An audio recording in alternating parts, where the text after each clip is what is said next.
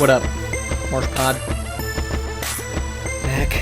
Just got back from old Jacksonville. I was actually up at the Jags Titans game Saturday night. So my voice, this brooding, raspy voice you hear, the vocal cords are still coming back from what was a top 3 sporting experience that I've ever had in my entire life. Absolutely incredible atmosphere.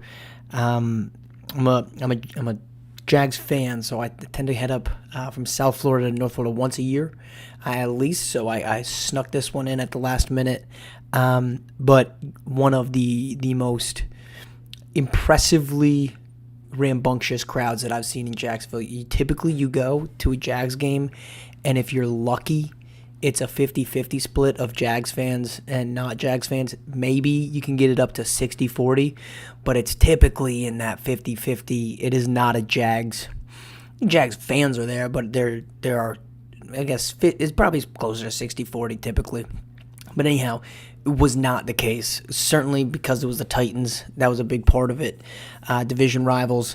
But I mean, that's the first half round of a playoff game, right? Winning, you're the division champs. You get a home date the next week. Obviously, the Jags get the Chargers, but that place was jumping, especially so when Josh Allen returns the fumble from Rayshon Jenkins that he forced on Dobbs.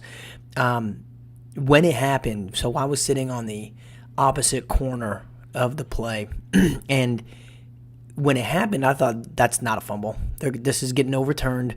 They're letting it play out. They're holding the whistle, and then we're going to review it. And, I expected we'd get, a 5-minute review. I look up at the Jumbotron, and the ref's already back up, giving the touchdown sign. Blew my mind, but that place got as loud as I've ever heard it, some of the loudest I've ever heard in a sports arena in general. But when the fumble happened, he runs it in, and I remember I look over with my friend who I was with, and we just look at each other and we're both like, nope, this is coming back. I'm excited, but I'm not delirious like everybody else is, because I'm I got no faith that this is a touchdown. We went nuts once that was overturned, to the point I was actually sitting, our seats were the last 3 in the row, and we were sitting up against the the concrete barrier. So we had the chair, or the stairs that went down to the 100. We were in 200 bowl, and so we're sitting over this. So I was basically out of my chair, standing on the seat and leaning up against the concrete rail so that I could see, because I'm not a big dude. And as it goes off, this guy that's behind me that we had been talking with most of the game grabs me and just starts cheering and yelling, and I could have sworn he was about to chuck me off. I was like, holy hell there, buddy. Let's calm this one down for half a second, because I thought I might be going topsy-turvy off the back end. But incredible atmosphere. Jags now. I'm not going to the Chargers game, but Jags are back, baby. T-Law didn't play well, but that defense was absolutely incredible. So, super long intro, I know, but top three sporting event that I've ever been to. Other 2, in no particular order. I was at Game 5 of the NBA Finals last season, where the Warriors went up 3-2. Obviously, I ended up winning that series. Was out in the Bay for that one. Also an incredible atmosphere. And then I'll go back to 2004. The steal by Dave Roberts in Game 4 of the ALCS in the 9th inning after getting walked from Kevin Millar. I still remember where I was.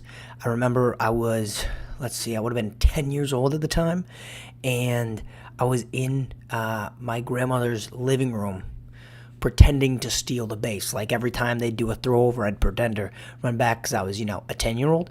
But still remember that moment as clear as day. I mean, it was one of the most incredible moments as a sports fan, especially as a kid.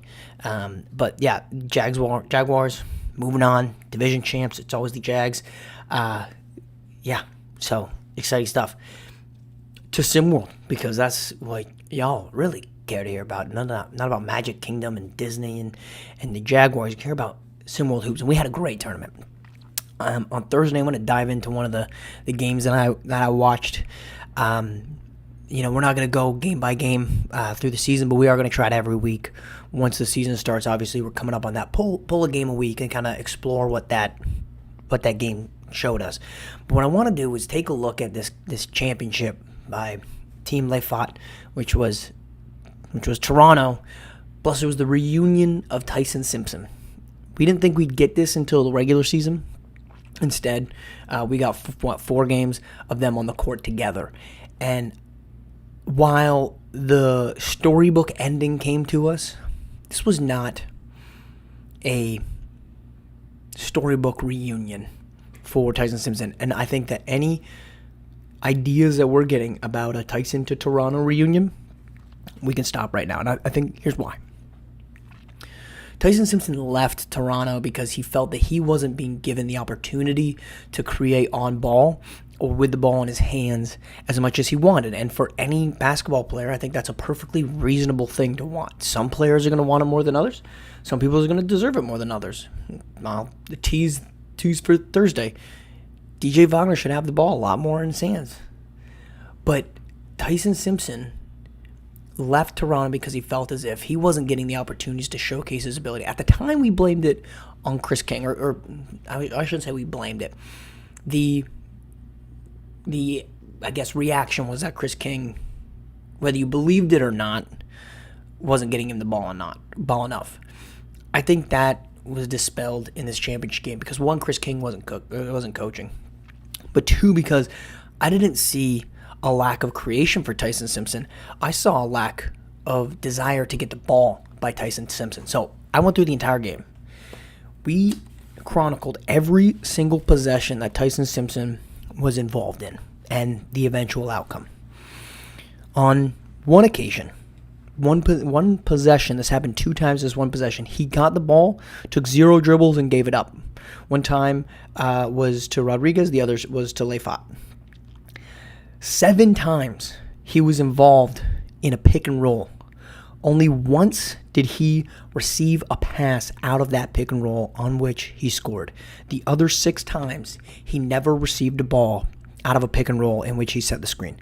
First off, before we keep going, as a big man, you need to find ways to reward a big man for setting screens, for playing great defense, of which Tyson Simpson did a phenomenal job of that. He had 3 massive blocks in a game that wasn't really close, but he still was locked in, was very, very good on the defensive end. But you have to find ways to feed a big man. You cannot have 7 pick and rolls and he gets the ball once out of them. Now, some of that's going to be on the guard, but at the same time, some of that's going to be on Tyson Simpson not putting himself into a situation to receive the basketball. 4 times, I'm going to classify as other. Got it in transition, took a couple of dribbles and passed it up. He did not go coast to coast. I don't think anybody expected him to do that. But 4 times he got the ball off of a rebound, dribbled it, let's say a quarter of the court, maybe less, before passing it up to somebody else. 4 times that happened. 0 times did he get an isolation on the perimeter. 0. He had 5, and this is where some of you are going to say, well, this is why he deserves to get the ball more. He had 5 isolations in the post. He scored on 4 of them, including the last 2 buckets of the game to make it, 20-7 and 21. The one time he did not score out of a isolation in the post, he was double teamed. They actually got it to him twice. Rodriguez was on the perimeter, sent it in. Double came from Rodriguez's man on that strong side wing. Tyson Simpson kicked it out to Rodriguez. Rodriguez kicked it back inside once the double had gone. Double came again. Simpson kicked it back out to Rodriguez, who ended up missing the 3. So in total, 7 pick and rolls, 6 no passes, 1 pass that set up a score, 1 possession in which twice he got the ball, took 0 dribbles, and gave it up. And 5 times he was in the post, and he scored on 4 of them. And the other one, you could argue, should have been a bucket because Rodriguez missed the 3. Now, instant reaction. Should have gotten the ball in the pick and roll more? Sure. Just get him the ball in the post. Here's where that's not necessarily true. He had, of those 5 isolation possessions in the post in which he was posting a man, all 5 of them, all 5 came against what I would classify as a mismatch, where he had a guard switched onto him in which he went to work, including off one of the pick and rolls. His final pick and roll, actually to seal the game, he did not get the ball back on the pass, but he did get the mismatch or the switch from the defense, and he ended up scoring. what that tells me is that Tyson Simpson wasn't being aggressive enough in getting the ball in his hands. He wasn't being aggressive on taking other big men in the post. He was only reserving post touches for mismatches, for when he has a guard switched on. That's fine. You should be getting your big man the ball when he has a mismatch in the post, especially a player of caliber of Tyson Simpson. But what did we see last year from our bigs? Johnny Baldwin. What do we see from JJ? We didn't see either of them passing up opportunities to go one-on-one with other big men. That's what we saw from Tyson Simpson in that championship game. Now, it's not obviously going to be true every single time Simpson takes the floor, but in this case, in which he has this opportunity and you have this storyline that's written, Tyson Simpson, maybe there's a reunion in store, he's back with his Toronto teammates, they're playing well. Simply, I don't think tells the whole story. Simpson left because he wanted more opportunity on the ball.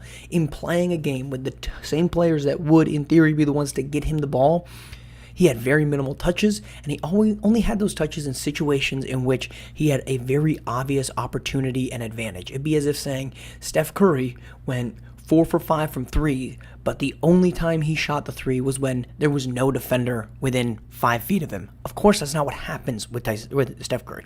Curry is going to take guys off the dribble. He's going to take step backs over what someone may perceive to be one of the elite wing defenders or guard defenders in the NBA.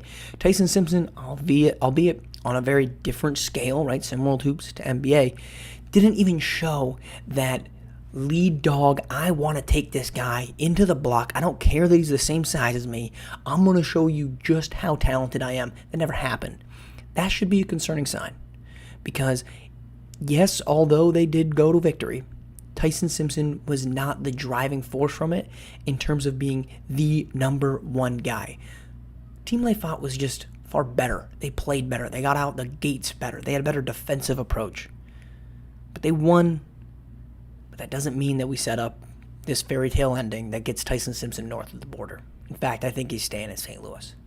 All right, we'll see you on Thursday.